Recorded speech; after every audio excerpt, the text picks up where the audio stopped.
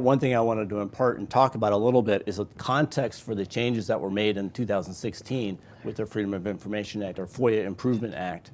What's in the bill, what's in the law now, and then what was considered to add into this that actually didn't make it through the legislative process. And part of that is understanding the context. I was introduced recently, a couple of weeks ago, to a reporter.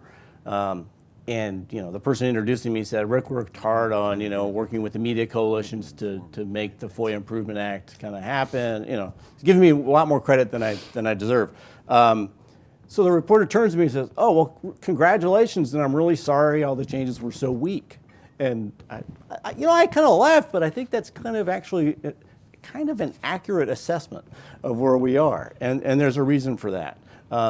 With the complexity that you heard from Kevin, also comes an opportunity and common ground and bipartisanship, bipartisan frustration with the complexity, bipartisan support for making FOIA work faster, making sure that agencies are investing the appropriate resources, making sure they're doing the right things, investing the right kind of technology to really be responsive. How many people have filed a FOIA request? Raise your hands in the room.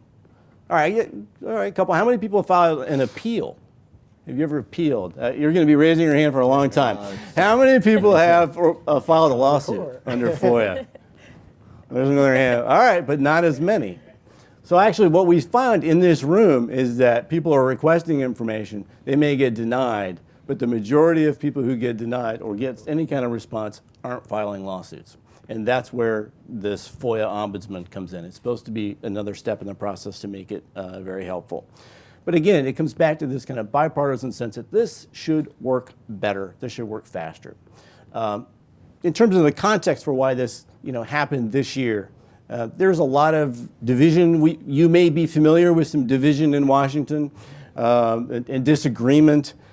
And we were on a conference call, and Kevin and I were on a conference call with others. And one person said, this is the last issue.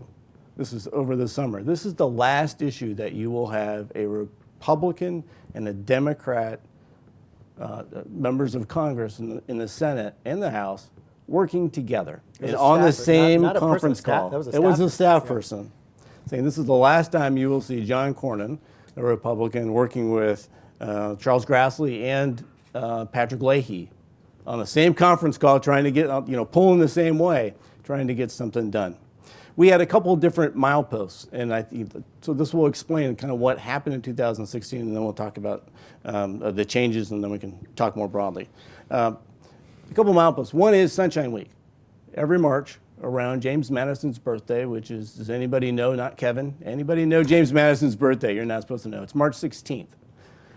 So every year for a week, the American Society of News Editors started up Sunshine Week, which is an opportunity for the news media and others to do something around open government, to profile people at the local levels who are using laws and working to make their communities better, using open government laws at the state and local and federal levels to make a change and to fix a problem.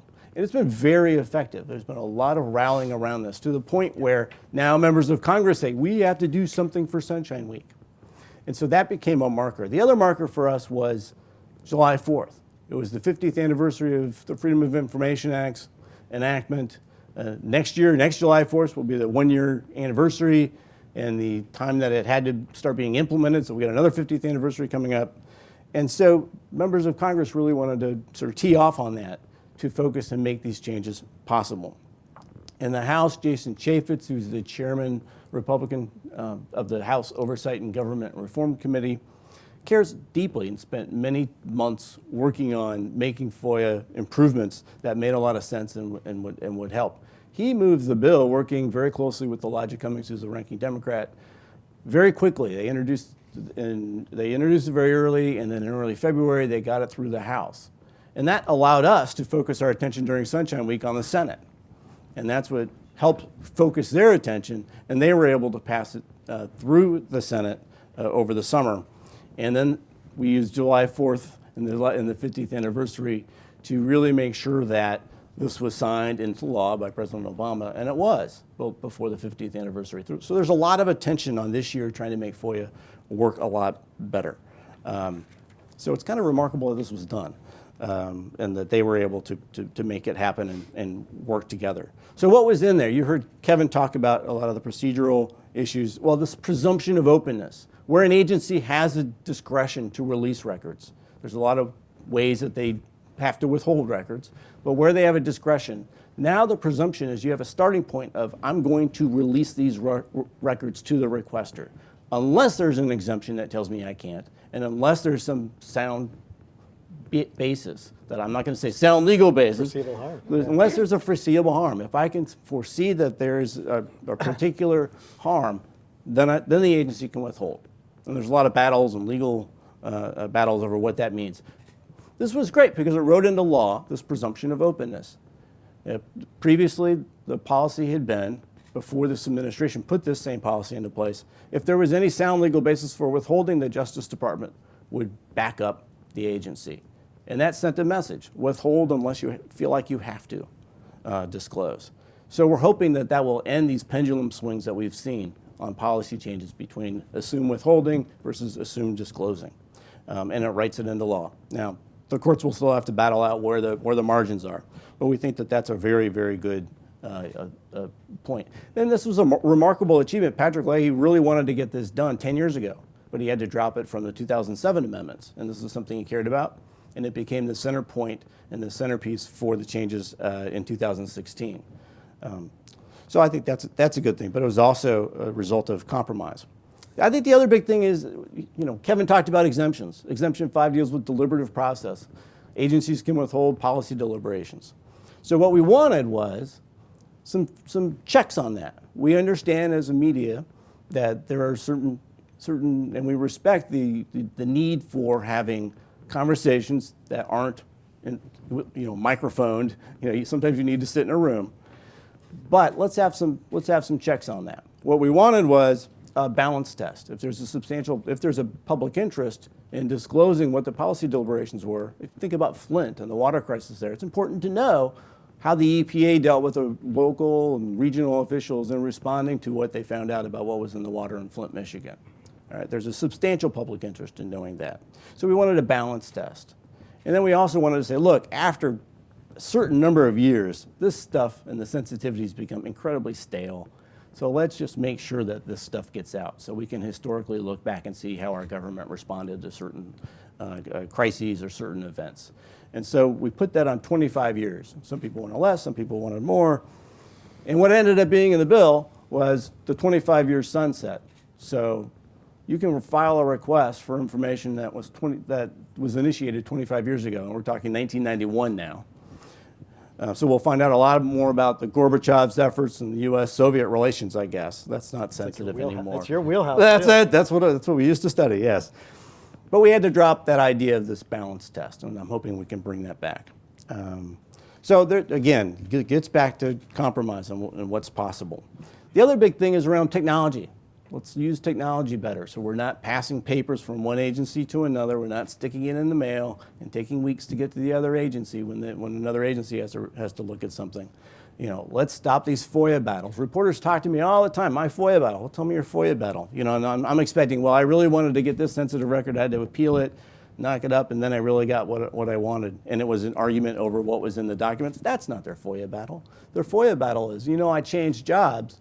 And so certain of my FOIA requests had to stay with my old newspaper. Some of them had to come with me. And I call up the agency, and they said, no, I'm sorry, we're just going to drop all of these, and you got to start over. That's not right. That's not appropriate. You want to keep your place in line. Or there's this guy named Mark Schlefstein. He's a reporter in New Orleans. This goes back to Katrina, but this is a good example. His home was destroyed in the hurricane. So he moved to Baton Rouge. And he wanted to know, and his readers were asking him, are the floodwaters safe? What's in the floodwaters? There's chemicals, and I know that my house was underwater for a while. Is it safe for me to go back and bring my kids back, or do I need to wait? He was trying to get the test. He knew that testing was being done. So he filed FOIA requests. He understood he had to wait a long time. It wasn't going to work, even though he filed all of these administrative appeals to get this thing moving a lot faster. And he said, look, I'm in Baton Rouge. Here's where you need to send any responses you have. Of course, what happened?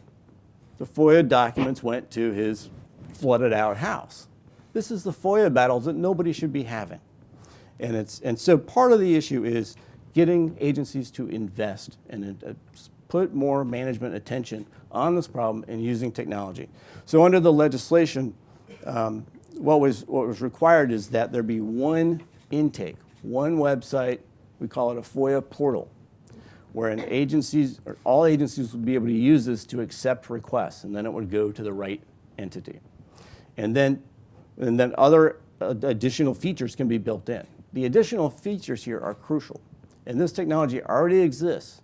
The EPA and the Commerce Department worked with OIAS, this FOIA Ombudsman's Office, to build something that was built on regulations.gov. If you've ever gone to regulations.gov, you can look up the status of any notice and comment period, look at the proposed regulations, look at the final regulations. So they used that same structure, and they actually reworked it. EPA had built it initially. They reworked it to manage the FOIA process. So you can create an account, you can log in, you can see where your FOIA request is, if you've logged in, gotten an account, and then you can look at the responsive records and you can search on other records that have already been released. Multiple agencies are using it. It's now being used by, I think, 11 agencies. So this already exists, and so it's a wonderful example. We can go look at it and look at the metrics. When were FOIA request? How long did it take for a FOIA request to get a response initially, to get a final response? And we're hoping to use that data to hold agencies more accountable. So now this system has to be created. We'll see how it will be implemented, because there's a lot of wiggle room, and we hope that a lot of the really nice bells and whistles that we saw with FOIA Online are put into the new system. And then, if they don't feel like an agency can use this new system, all of their data, all their performance metrics have to be interoperable. The idea is you want an Amazon-like system, right? You get it, you get your package in 2 days. You can see where your package is with UPS or Amazon or any one of these systems. So we want that kind of system for FOIA. Are we going to get it? Probably not, but this is a step.